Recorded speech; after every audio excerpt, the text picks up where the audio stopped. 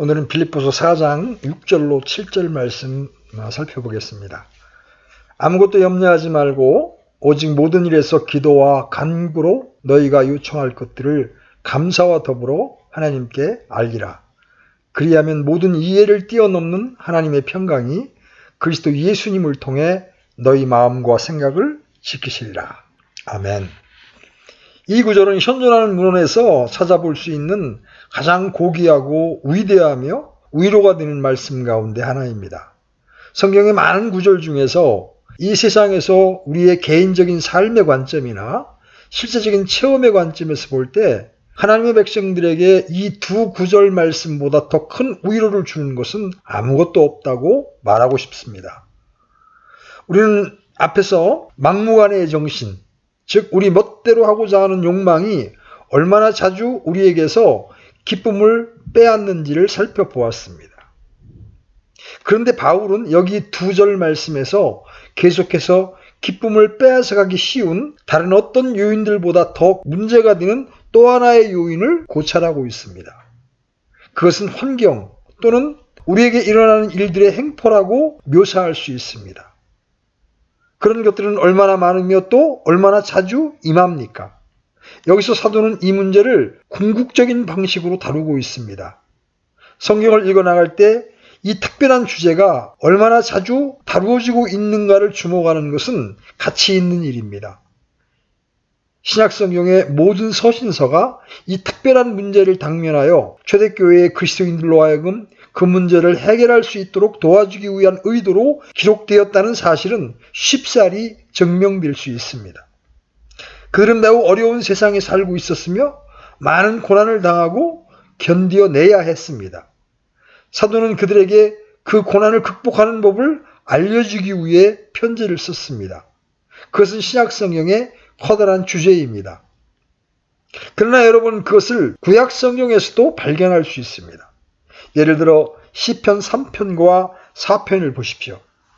그 주제를 얼마나 완벽하게 표현하고 있습니까?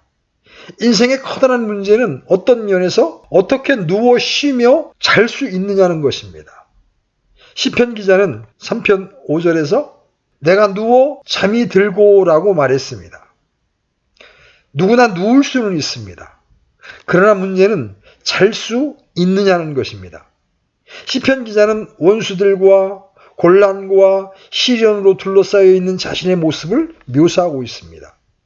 그런데 그의 강력한 증거는 그럼에도 불구하고 그가 주를 신뢰하기 때문에 눕기도 하고 자기도 하며 아침에 안전하고도 건강한 몸으로 깰 수 있었다는 것입니다.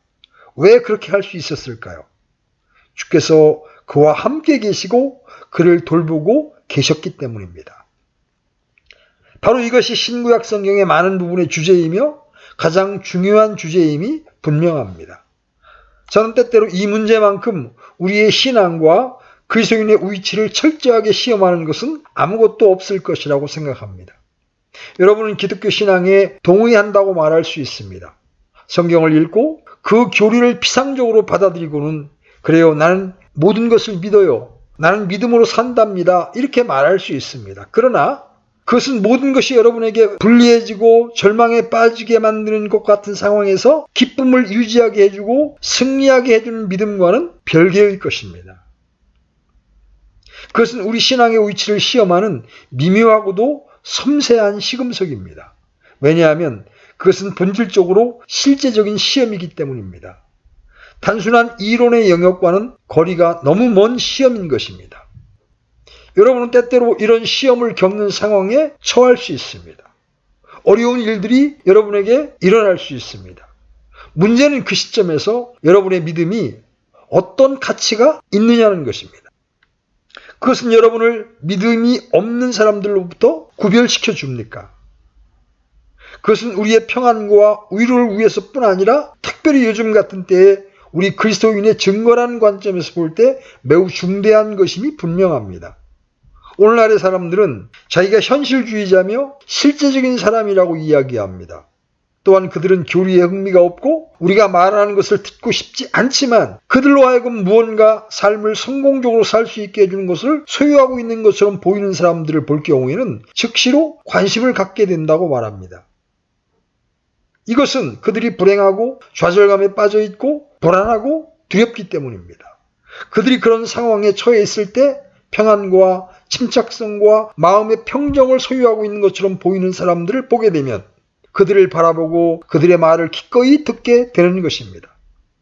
그래서 우리 자신의 개인적인 행복과 주님의 기쁨을 유지하는 관점에서 볼 때, 그리고 이처럼 어려운 때 우리가 증거하는 관점에서 볼 때에도 바울이 환경과 여건의 행포를 다루는 방법에 관하여 이 멋진 본문에서 말하고자 하는 바를 주의 깊게 고찰해 보는 것은 가치가 있는 일입니다.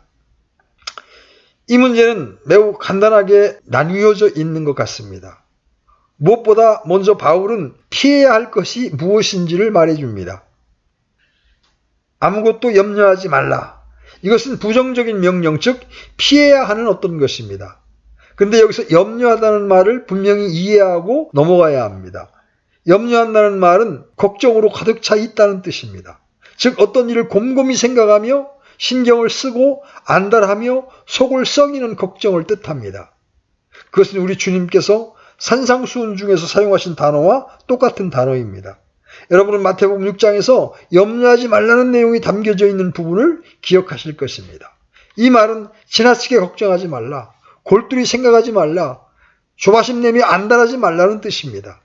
이런 것이 이 단어의 의미입니다. 염려하지 말라는 이 말씀이 있다고 해서 생활을 위한 사전 계획을 세우지 말라고 하거나 상식을 사용하지 말라고 성경 어디에서도 가르치지 않는다는 사실을 이해하는 것도 중요합니다. 성경은 게으름을 격려하지 않습니다. 여러분은 바울이 데살로니가 교회에 편지를 쓰면서 누구든지 일하려 하지 아니하거든 먹지도 말라고 하였노라고 말한 사실을 기억하실 것입니다. 그러므로 여기에서 염려한다는 말은 지혜로운 예지를 언급하는 것이 아니라 근심, 조바심, 지치게 만드는 염려 등으로 해석해야 합니다. 바로 이것이 사도가 어떤 대가를 치르고서라도 피해야 한다고 말하는 것입니다. 그러나 여러분은 바울이 그런 부정적인 명령에 그치고 있지 않음을 주목해야 합니다. 여기에 성경 심리학에 매우 심오한 측면이 있습니다. 사도는 우리가 어떻게 이러한 신경을 쓰고 속을 썩이는 근심의 상태에 빠지게 되는지를 보여주고 있습니다. 여러분은 그가 그 모든 것이 마음과 생각의 활동에 기인한다고 말하고 있음을 보실 것입니다. 그는 그리하면 모든 이해를 뛰어넘는 하나님의 평강이 그리스도 예수님을 통해 너희 마음과 생각을 지키시리라 이렇게 말하고 있습니다. 이 근심의 상태, 이 불건전한 염려와 조바심을 초래하는 것은 바로 마음과 생각입니다. 이것이 심리학의 심오한 한 측면입니다. 제가 이것을 강조하는 이유는 후에 사도의 처방을 우리 자신에게 적용할 때에 염려의 상태에 대한 사도의 설명을 이해하는 것이 얼마나 중요한 것인지를 보게 될 것이기 때문입니다. 바울이 말하고 있는 것은 우리가 우리 삶 안팎의 많은 문제들을 지배할 수 있지만 우리의 마음과 생각은 지배할 수 없다는 것입니다. 바울은 이렇게 말합니다. 이 근심의 상태는 어떤 면에서 여러분 자신의 통제 밖에 있는 것입니다. 그것은 여러분과는 별도로 일어나며 여러분의 의사와는 상관없이 일어납니다. 그런데 이것은 우리의 경험에 있어서도 그대로 사실 아닙니까? 여러분이 이런 근심의 상태에 빠져 있었던 때를 회상해 보십시오. 그것이 얼마나 제어될 수 있었는가를 기억해 보십시오. 여러분은 잠이 오지 않아 잠만 잘 수 있다면 온 세상을 다 주겠다고 생각했을 겁니다. 그러나 여러분의 마음과 생각은 뜻대로 되지 않습니다. 마음과 생각은 여러분의 통제 밖에 있었던 것입니다. 여기에 심층 심리학이 있습니다. 바울은 그것을 사용하기를 주저하지 않습니다. 여기서 우리는 다시 한번 성경의 놀라운 사실주의와 절대적인 정직성, 인간을 있는 그대로 파악하는 모습을 대하게 됩니다. 이처럼 바울은 이런 식으로 마음과 생각 또는 다르게 표현하자면 인간 존재의 시면이 이 근심의 상태를 산출해내는 경향이 있다고 말해줍니다. 여기서 마음은 단순히 감정의 좌소만을 의미하지 않습니다. 마음은 인격의 핵심적인 부분입니다. 또 생각은 사고라는 말로 표현될 수도 있습니다.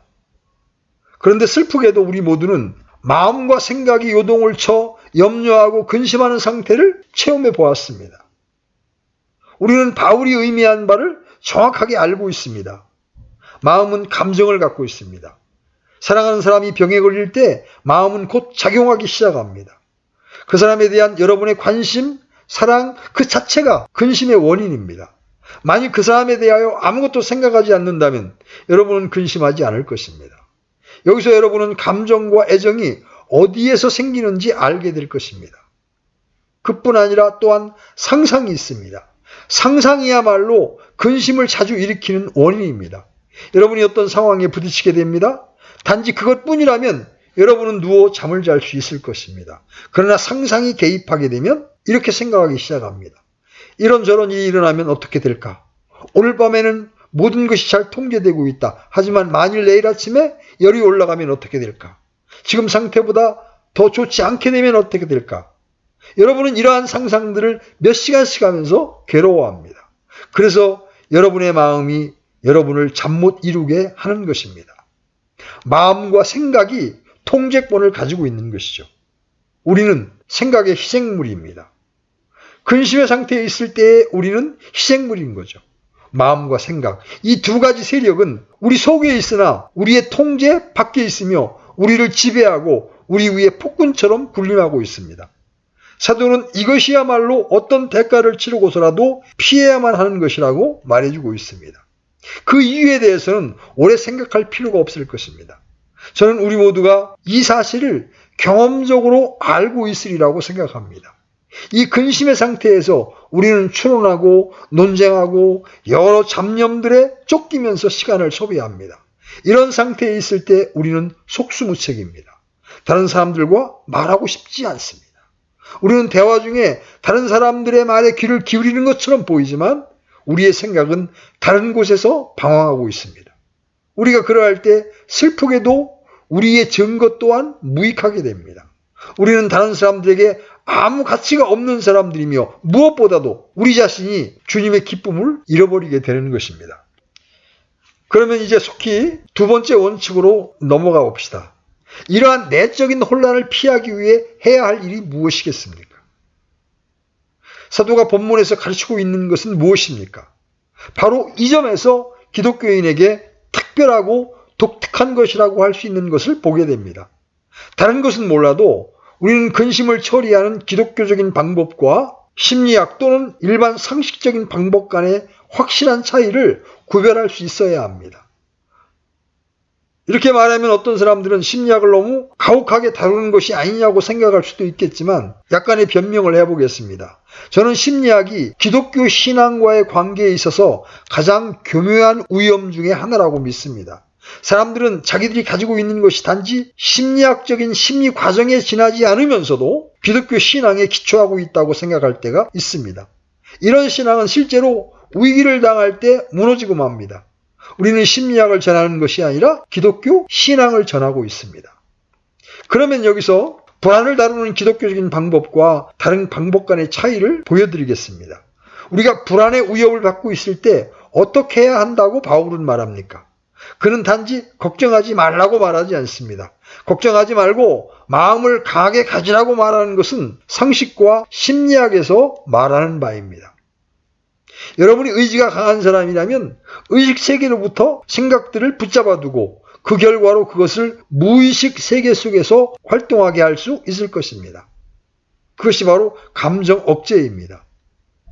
그렇지만 그것은 불안 그 자체보다도 나쁜 것이 될 수 있습니다. 뿐만 아니라 평범한 사람에게 걱정을 그치라고 말하는 것은 너무나 안일한 태도입니다. 이것이 제가 바울의 심리학이 너무나 중요하다고 말씀드리는 이유입니다. 사람들은 걱정을 그칠 수 없습니다. 걱정하고 싶지 않지만 그렇게 되지 않습니다. 그것은 마치 술 끊을 가망성이 없는 주정뱅이에게 술을 끊으라고 말하는 것과 같습니다. 그는 술을 끊을 수 없습니다. 무력하게 욕망과 정욕의 소나기에 붙들려 있기 때문입니다. 마찬가지로 성경은 염려하지 말라, 그런 일은 결코 일어나지 않을 수 있다라고 말하지 않습니다. 왜 근심합니까? 이런 일은 결코 일어나지 않을 수 있습니다라는 말은 인기 있는 심리학의 표현입니다. 사람들은 그것이 매우 훌륭한 말이라고 생각합니다. 그러나 이런 상태에 있을 때 어떤 사람이 내게 그런 말을 한다면 나는 이렇게 답변할 겁니다. 네, 하지만 염려는 일어날 수 있습니다. 이것이 저의 문제입니다. 염려가 일어난다면 어떻게 합니까? 이것이 제 문제의 본질입니다. 이처럼 염려가 생기지 않으리라고 말하는 것은 제게 아무런 도움이 되지 않습니다.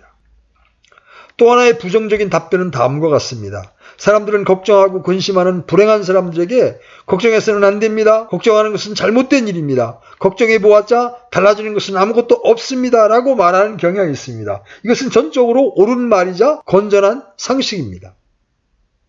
한편 심리학자들은 이렇게 말합니다. 정력을 낭비하지 마십시오. 당신이 근심하고 있다는 사실은 당신의 입장에 아무 영향도 끼치지 않을 것입니다. 그러나 저는 그들에게 이렇게 말합니다. 좋습니다. 전적으로 지당한 말씀입니다. 하지만 당신도 아시다시피 그 조언은 내 문제의 근원을 파악하지 못하고 있습니다. 나는 내게 일어날 수 있는 일에 관심을 갖고 있기 때문입니다. 근심하는 것이 내 입장에 영향을 끼치지 못하리라는 당신의 말에 동의합니다. 그러나 그 상황은 여전히 남아있고 나를 이토록 근심하게 만드는 것은 바로 그 상황입니다. 당신이 말씀하신 말은 전적으로 옳지만 나의 특별한 상황을 해결해 주지는 못합니다. 다시 말하자면 그 모든 방법은 그 상황을 다루는데 실패하고 있습니다. 왜냐하면 그들은 바울이 마음과 생각이라고 부르는 것들의 힘을 결코 깨닫지 못하고 있기 때문입니다. 우리를 사로잡고 있는 그것들을 말이죠. 바로 이 사실이 심리학과 상식에 속한 모든 방법이 결국 아무 소용이 없는 이유입니다. 그렇다면 바울이 말하고 있는 것은 무엇입니까? 그는 긍정적인 명령의 형태로 처방을 제시합니다. 너희가 요청할 것을 하나님께 알리라. 이것이 해답입니다. 그러나 이제 여기서 지극히 중요한 것은 우리가 이 문제를 다루는 법을 정확하고도 자세하게 알아야 한다는 것입니다. 사도는 너희가 요청할 것들을 하나님께 알리라고 말하고 있습니다. 고통을 당하는 많은 사람들은 탄식하면서 이렇게 말합니다. 저는 노력해 보았습니다. 기도도 해 보았습니다. 하지만 당신이 말씀하시는 그 평안을 발견하지는 못했습니다. 저는 그 해답을 얻지 못했습니다. 내게 기도하라고 말씀하시는 것은 아무 소용이 없습니다. 다행스럽게도 바울 또한 그 사실을 깨닫고 자신이 한 명령을 실천할 수 있도록 특별한 권고를 했습니다. 아무것도 염려하지 말고 오직 모든 일에서 기도와 간구로 너희가 요청할 것들을 감사와 더불어 하나님께 알리라. 바울은 여기서 단지 그럴듯하게 단어를 나열하고 있는 것이겠습니까? 아니면 깊이 숙고하여 그렇게 말하고 있는 것이겠습니까? 저는 그가 진실로 우리의 구할 것을 하나님께 아뢰는 법을 보여줌에 있어서 숙고한 뒤에 말하고 있음을 보여드릴 수 있습니다. 우리는 어떻게 이 교훈을 실천에 옮겨야 합니까? 첫째로 바울은 우리에게 기도하라고 말합니다. 그는 기도와 간구와 감사를 구별하고 있습니다. 그가 말하는 기도는 어떤 것입니까? 기도는 가장 포괄적인 용어로서 교제와 경배를 의미합니다. 여러분이 해결할 수 없는 것처럼 보이는 문제점을 갖고 있다면 근심으로 인해 침울해지기 쉬운 사람이라면 누군가가 여러분에게 기도하라고 말할 때 곧바로 하나님께 간구하려 들지 마십시오. 그것은 바른 방법이 아닙니다. 여러분의 간구를 하나님께 아뢰기 전에 먼저 기도하십시오. 하나님의 임재 앞에 서십시오.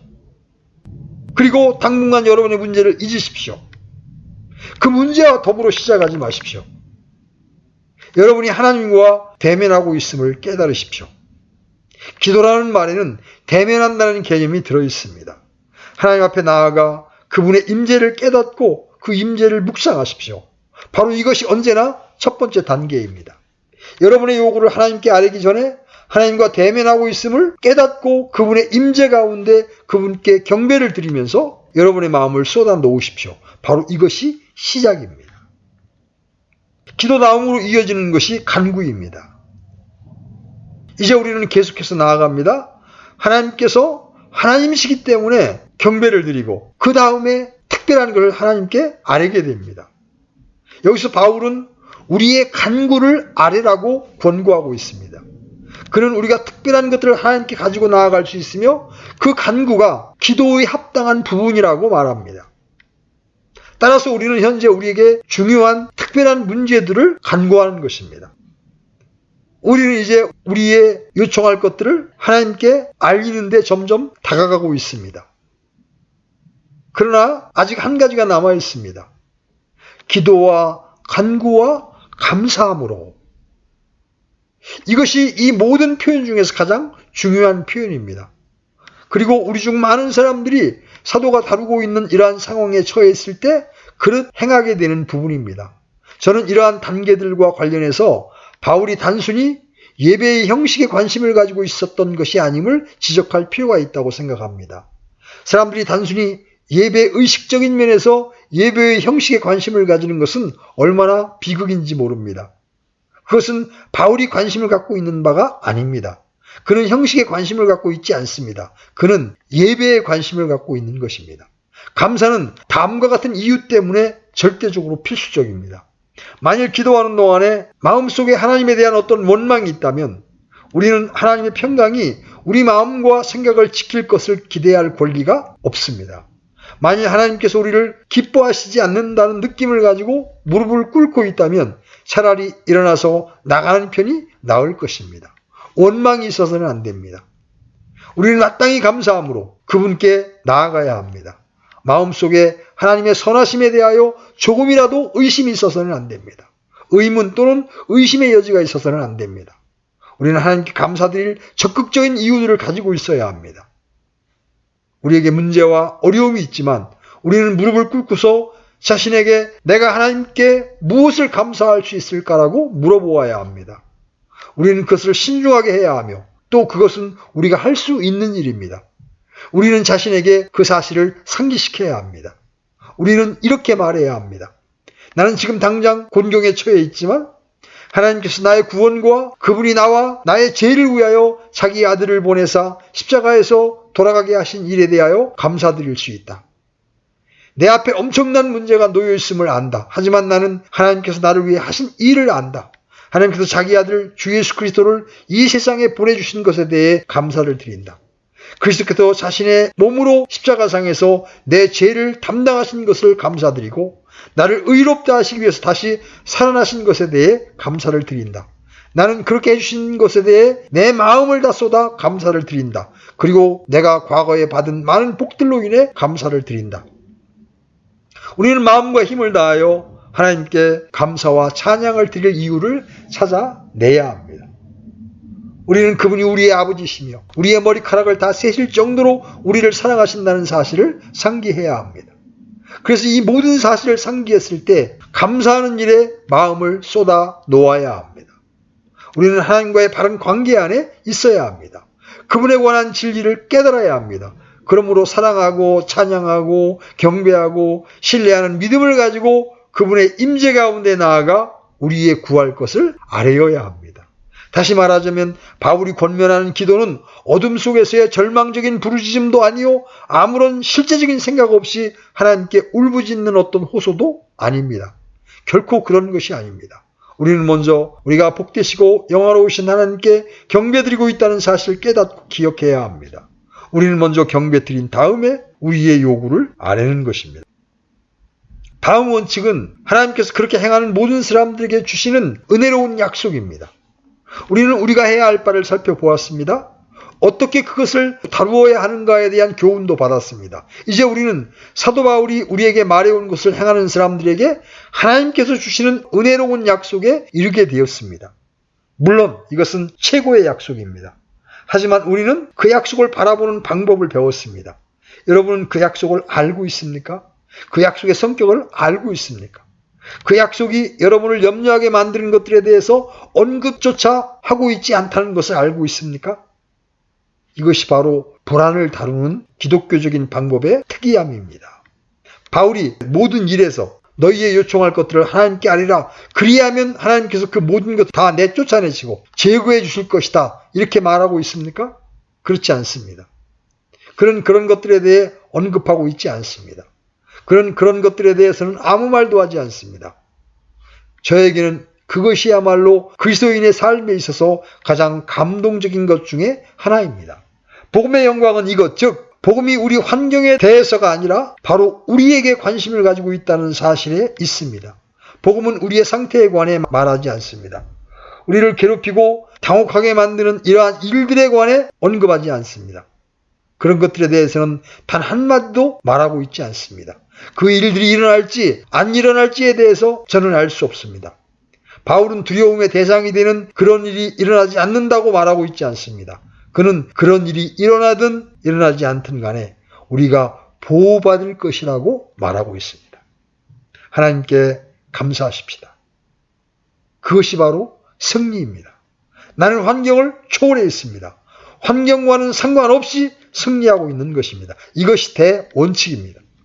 우리 모두는 환경에 지배되는 경향이 있습니다. 환경에 의존하기 때문입니다. 그리고 우리는 환경에 지배되고 통제되기를 원합니다. 그러나 그것은 성경이 상황을 다루는 방법이 아닙니다. 바울이 말하는 바는 다음과 같습니다. 아무것도 염려하지 말고 오직 모든 일에서 기도와 간구로 너희가 요청할 것들을 감사와 더불어 하나님께 알리라. 그리하면 모든 이해를 뛰어넘는 하나님의 평강이 그리스도 예수님을 통해 너희 마음과 생각을 지키시리라. 하나님께서 여러분들을 잠 못 이루게 방해하는 이런 것들로부터 절대 안전하게 지켜주실 것입니다. 그것들이 여러분 밖에 있게 해줌으로써 그것들에도 불구하고 평강을 이룰 수 있도록 해주시는 것입니다. 저는 또한 바울은 결코 만일 기도를 드린다면 그 기도 자체가 우리로 하여금 더 나은 느낌을 가지게 해준다고 말하고 있지 않음을 지적하고 싶습니다. 그러한 이유 때문에 기도 드린다는 것은 가증스러운 일입니다. 그것은 심리학자들이 말하는 기도의 효용입니다. 그들은 우리가 공경에 처했을 때 기도를 드리는 것이 도움이 된다고 말합니다. 그것은 매우 훌륭한 심리학이겠지만 철저하게 나쁜 기독교입니다. 기도는 자기 암시가 아닙니다. 바울은 또한 기도하라. 왜냐하면 기도하는 동안에는 그 문제에 관해 생각하지 않게 될 것이며 따라서 일시적인 안정을 얻게 될 것이기 때문이다라고 말하고 있지도 않습니다. 이건 역시도 훌륭한 심리학이기는 하지만 나쁜 기독교입니다. 바울은 또한 여러분의 마음을 하나님과 그리스도에 대한 생각으로 가득 채운다면 그 생각이 다른 모든 고민을 몰아내 줄 것입니다 라고도 말하지 않습니다. 이건 역시 좋은 심리학이지만 기독교와는 아무 관계가 없습니다. 그는 또한 기도하라. 기도는 환경을 변화시키기 때문이다 라고 말하고 있지 않습니다. 결코 그렇지 않습니다. 기도는 환경을 변화시키지 않습니다. 이것은 바울이 말하고 있는 것이 아닙니다. 이건 역시 심리학일 뿐 복음과는 전혀 관계가 없습니다. 바울이 말하는 바는 기도하고 하나님께서 여러분의 구할 것을 아뢰면 하나님께서 어떤 일을 해 주실 것이다라는 것입니다. 그렇게 하는 것은 여러분의 기도도 여러분의 자신도 아닙니다. 오직 하나님만이 그렇게 하십니다. 그리하면 모든 이해를 뛰어넘는 하나님의 평강이 그리스도 예수님을 통해 너희 마음과 생각을 지키시리라. 마음과 생각을 지키신다는 표현에 대하여 한 말씀 드려야겠습니다. 여기서 지킨다는 말은 수비하다, 경계하다 등의 여러 가지 의미를 가지고 있습니다. 여기서 한 가지 모습을 상상해 볼 수 있는데 그것은 장차 일어날 일로서 하나님의 평강이 우리의 삶의 성벽과 망대 주위를 돌아가면서 지켜주리라는 것입니다. 우리는 안에 있고 마음과 생각의 활동들은 외부로부터 불안과 근심을 만들어내고 있습니다. 그러나 하나님의 평강이 그 모든 것을 지켜주시기 때문에 우리는 하나님의 보호 안에서 완전한 평강을 누리게 되는 것입니다. 그 일을 행하시는 분은 하나님이십니다. 그것은 우리 자신도 기도도 어떤 심리학적인 작용도 아닙니다.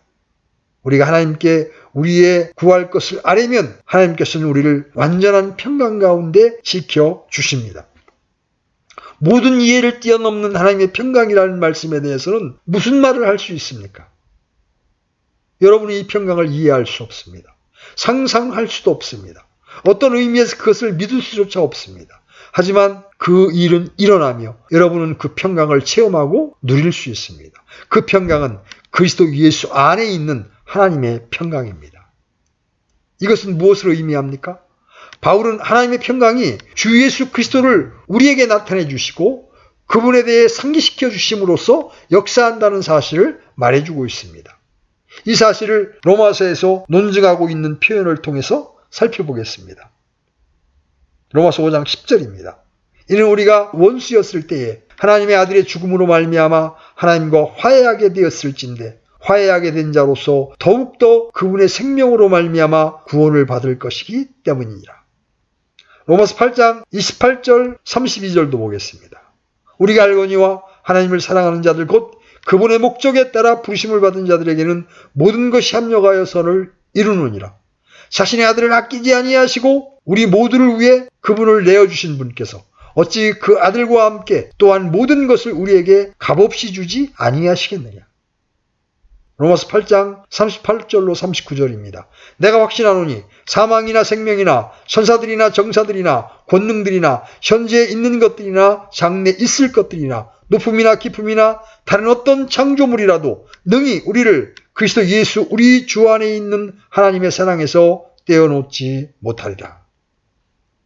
이 논증은 하나님께서 자기 아들을 십자가상에서 죽게 하심으로써 우리를 위한 최상의 일을 하셨다면 하나님께서는 지금 우리를 버리실 리가 없으시다는 것, 말하자면 중도에 내버릴 수 없으시다는 것입니다.